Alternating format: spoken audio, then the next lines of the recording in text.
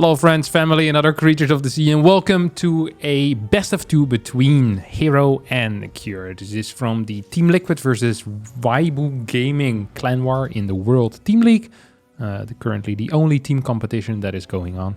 In there you have 3 best of 2s between the two teams, and then if necessary an ace match, which is a best of 1. Today we had Cure versus herO, and I figured, you know what, I actually kind of want to cast that, because that sounds like a banger of a match.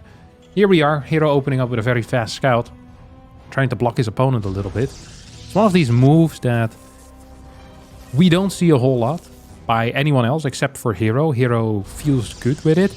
I haven't actually ever done the math or, you know, worked out whether it actually is worth it. I know that it's not good against proxy racks because you don't scout around your base and the proxy racks will go up. You have less eco, so that kind of sucks.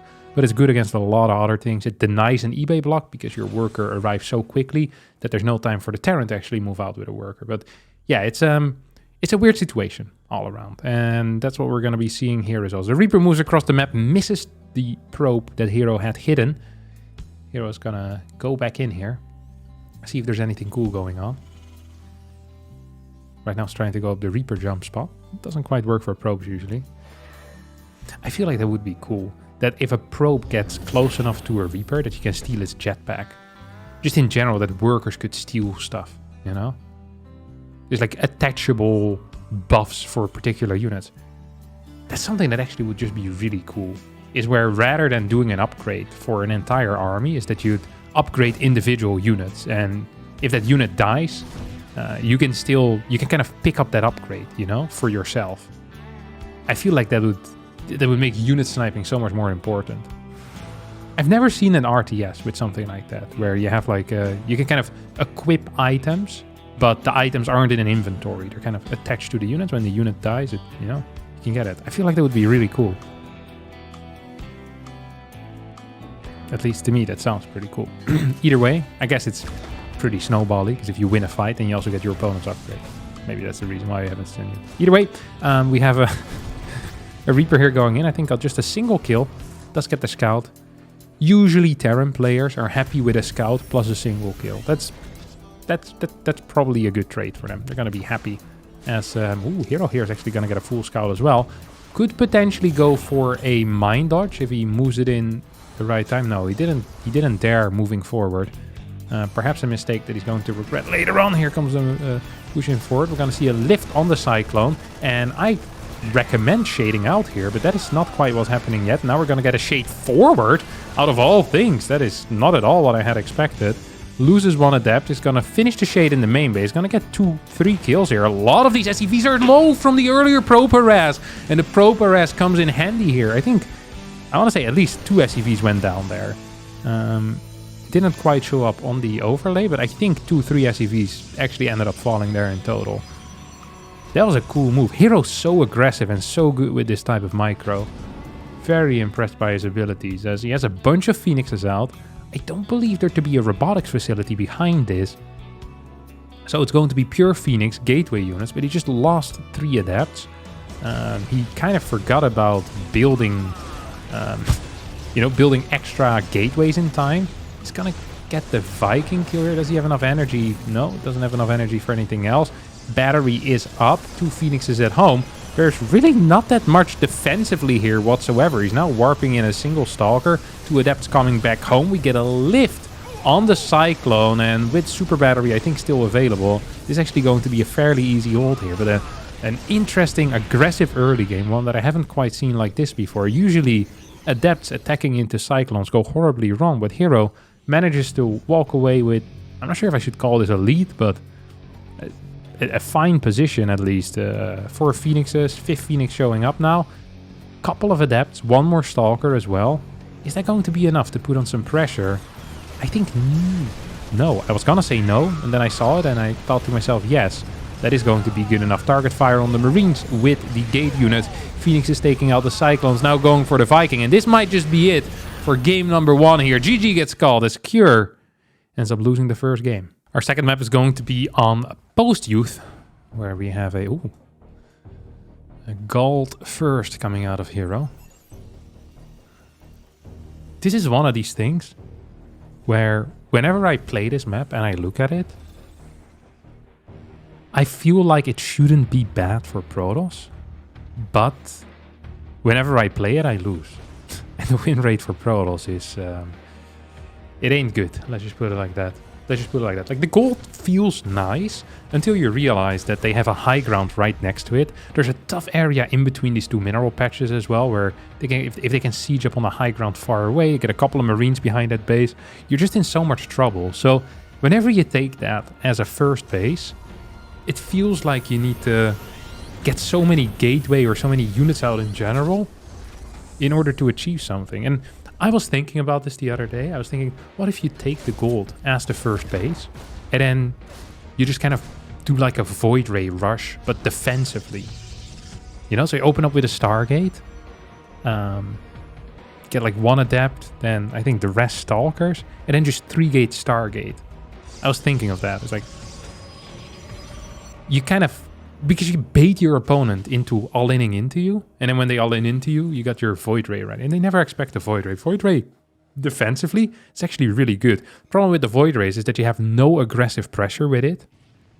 And another issue with it is that it's very expensive. So it's basically, it's about as good as Phoenix versus drops.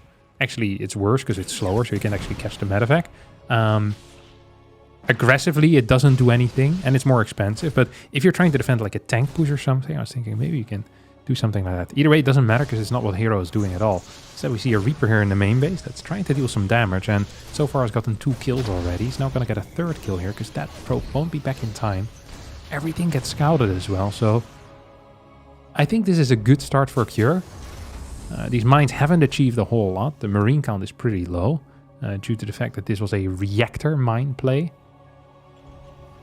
So what else are we expecting here out of Cure? Well, he's getting a Viking, he's getting a tank, he's getting Marines. Oh, I got another mine drop. Well, another mine attack, really. It's the first drop, truly. As these mines are trying to run away. Medevac is also attempting to escape. I think one of these mines might actually make it out alive. The Medevac might actually make it out alive as well if he sends it back to the natural properly. Wish the observer would show us that. Do we get a repair in time? Cure is going to repair in time. Could have perhaps picked up all of these mines and gotten them all home, but instead just a single mine plus a medevac. Worker count is 35 to 38. And this is the story of my life on this map. It really is. Like, it feels good, and then all of a sudden it's like, wait a second, it actually doesn't. It doesn't feel good. And that's what herO is feeling right now. He's down in income, despite having a gold. Like, a gold is nice, but there's also 3 gold patches in the main base, so it's not even that crazy good. It's just 3 extra gold patches, while the other guy has 3 regular mineral patches, but that position is so bad. herO's now getting his own 3rd base in his natural location, so the in-base base. He's continuing Phoenix production and has, 5 Stalkers out. Liberator's gonna try to poke around. And if you can get this Lib across the map, and even just denying some mining, and forcing the Phoenixes back home, and probably getting a kill or 2 as well, it's just going to be so huge here, and I'm loving this position for Cure. He's building turrets. Oh, Liberator's actually gonna get spotted. That's a huge deal. Holy crap. It feels like herO must have known something was happening, because he didn't send anything to the bottom right side. I guess his Phoenixes were covering the right side well enough. Finds that Liberator. That's a pretty big deal. Because now these Phoenixes feel confident to go somewhere. This Viking is also gonna get caught. That's also pretty nice. Not in time there with a going back to, I think it's called assault modes, when the Viking goes to the floor. Might force out a lift at least, something. It's not a whole lot, but rather have something than nothing. Phoenix is now moving in towards the main. Gonna get 2-3 worker kills. Needs to be careful that he doesn't actually lose a Phoenix there. Doesn't have that much HP on 1 out of the 5. Immortal on the way. Is he just playing Phoenix Immortal Stalker? I mean, this is a nonsense composition. As this first Colossus starts at this moment, tank push is gonna move across the map. I don't love the army that herO has, but Cure's army is honestly relatively small. We get a scan forward, so he'll know what he's fighting against. Now there's 2 positions that that Cure can take, either further to the right or this one. He's Gonna go for the high ground here. We don't really have a way to deal with the tank. Immortal probably meets the flank. Like a single Immortal from the right side is something we could maybe imagine putting in some serious work. We have a stim coming out right now. This is a rough situation. Colossus pops. That's going to change matters here, because that's a heavy marine force. Phoenix is picking up reinforcements. herO is going to stay alive for now. Loses 2 out of the 6 Phoenixes, which ain't great. Kills the tank. Now we're going to get a pickup and a drop towards the main base. I don't really think Cure is going to make it there, as herO is moving into position to cut off that path. herO doesn't know that Cure stopped taking that path a while ago. And actually moving his entire army towards the far south could put his third into a risky spot. Third CC now flies over. 53 workers to 53. Income in favor of herO, because he's been mining off this gold while also mining off his natural. Of course, it's going to flip into favor here of Cure, as Cure sets up this base with the triple mules.